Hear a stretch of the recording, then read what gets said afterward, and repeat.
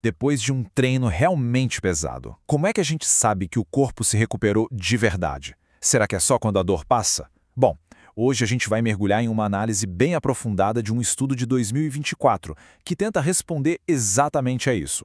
Vamos investigar como alguns métodos que não são invasivos, tipo a termografia e a variabilidade da frequência cardíaca, conseguem pintar um retrato bem detalhado do estresse fisiológico e da recuperação, indo muito além daquela sensação de dor muscular que todo mundo conhece. Então, esse aqui é o nosso roteiro. A gente começa entendendo como monitorar o estresse, depois a gente passa pelo protocolo que foi usado no estudo, em seguida vamos mapear a resposta do corpo, e no final a gente discute como dá para otimizar a recuperação dos atletas com base em todos esses dados. Certo? Então vamos começar pelo começo. O grande desafio aqui é entender o estresse fisiológico interno que uma atividade física mais intensa causa. Porque, por definição, o exercício é um estressor, né? Ele tira o nosso corpo do equilíbrio, da homeostase, e isso acaba disparando uma resposta inflamatória bem complexa. E quem comanda essa resposta é o sistema nervoso autônomo. Ele funciona numa espécie de balanço bem delicado entre dois ramos.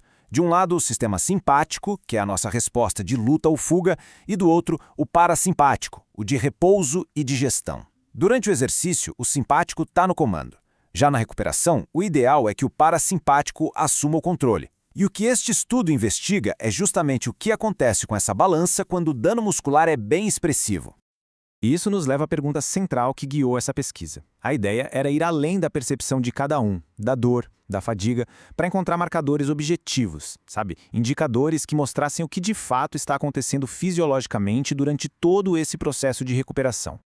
Agora, vamos dar uma olhada em como o experimento foi feito, nos métodos que eles usaram para criar um cenário de dano muscular que fosse controlado e que pudesse ser medido. A escolha do protocolo de exercício aqui é uma peça-chave para garantir que as respostas que eles observaram sejam consistentes e venham diretamente do estímulo que foi aplicado. O estudo foi feito com um grupo bem específico, 10 homens fisicamente ativos. E tem um detalhe importante: eles não tinham feito treino de pliometria nos últimos 6 meses. Isso é relevante porque garante que a resposta do corpo ao exercício seria de um estímulo novo, maximizando a chance de provocar aquele dano muscular tardio que os pesquisadores queriam estudar. O protocolo usado foi bem intenso, com um total de 192 saltos. Esse tipo de exercício pliométrico, ele é conhecido por ter uma demanda excêntrica muito alta, ou seja, o músculo se alonga enquanto está sob tensão. E esse é um dos principais mecanismos para induzir o microtrauma e, consequentemente, o dano muscular. E para acompanhar a recuperação foram coletadas medidas de fadiga, dor, temperatura da pele e a variabilidade da frequência cardíaca de forma bem sistemática. Essa linha do tempo, que vai até 72 horas, permite que a gente observe toda a evolução da resposta do corpo, desde o pico do estresse até o início da recuperação de fato. Bom, vamos então aos resultados.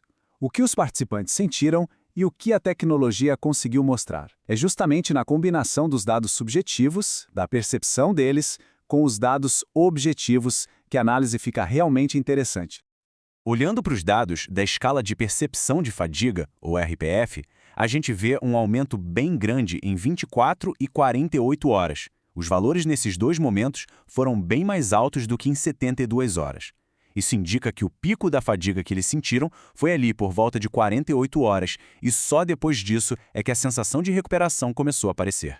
De forma bem parecida, a dor muscular de início tardio, a famosa DOMS, seguiu um padrão bem semelhante. A dor aumentou bastante, ficou lá no alto por 48 horas e só começou a diminuir no marco de 72 horas. Isso é bem consistente com a resposta clássica a exercícios excêntricos, que são muito intensos. Agora, aqui tem um ponto bem interessante. A imagem térmica conseguiu capturar um sinal fisiológico objetivo do processo de reparo, da inflamação. O aumento da temperatura da pele, especificamente na parte de trás da coxa, que foi a área mais afetada pelo exercício, bateu exatamente com o pico de dor e de fadiga. Ok, além desses marcadores físicos e subjetivos, o estudo foi mais fundo e analisou a resposta do sistema nervoso autônomo, usando a variabilidade da frequência cardíaca. Isso funciona como uma janela para o estresse interno que o corpo está enfrentando. A VFC, ou HRV em inglês, permite quantificar como o corpo está lidando com o estresse. De um modo geral, uma variabilidade alta indica um bom estado de recuperação, de adaptação. Já uma variabilidade baixa sugere que o corpo ainda está sob estresse, com aquele sistema de luta ou fuga ainda bem ativo. A razão LF/HF é um marcador que mostra esse equilíbrio entre o sistema simpático e o parasimpático. E os resultados mostraram que essa razão ficou bem elevada por 48 horas depois do exercício. Isso demonstra de forma objetiva que o corpo continuou em um estado de estresse alto, com dominância do sistema simpático, por 2 dias inteiros. E aqui a gente vê o outro lado da moeda. A atividade do sistema de repouso e digestão, que é representada pela porcentagem de alta frequência, a porcentagem HF, ficou suprimida durante essa fase inicial de recuperação. Foi só depois de 48 horas que ela começou a se restabelecer, sinalizando que o corpo estava finalmente saindo daquele estado de alerta e começando uma recuperação mais profunda. Certo. Depois de analisar todos esses dados, a grande pergunta é: e agora? O que essa conexão de informações todas significa na prática para gerenciar o treinamento e a recuperação? Como é que a gente traduz essa ciência toda para o dia a dia do esporte? Bom, o estudo conseguiu conectar de forma bem sucedida as sensações de dor com dados objetivos da temperatura da pele e do estado do sistema nervoso autônomo. Ficou demonstrado que o período de estresse fisiológico agudo dura cerca de 48 horas e que a recuperação autonômica de verdade só começa a acontecer a partir daí. E essa citação dos autores ilustra perfeitamente a aplicação prática disso tudo. Essas ferramentas dão para treinadores e fisiologistas dados objetivos que ajudam a guiar as decisões de treino. Então, em vez de depender só do que o atleta relata, eles podem ver o estado fisiológico da recuperação e ajustar as cargas de treino para otimizar a performance e, claro, evitar lesões. Isso nos deixa com uma reflexão para o futuro, né? Essa capacidade de monitorar a resposta fisiológica de cada um abre portas para uma personalização do treinamento que a gente nunca viu antes.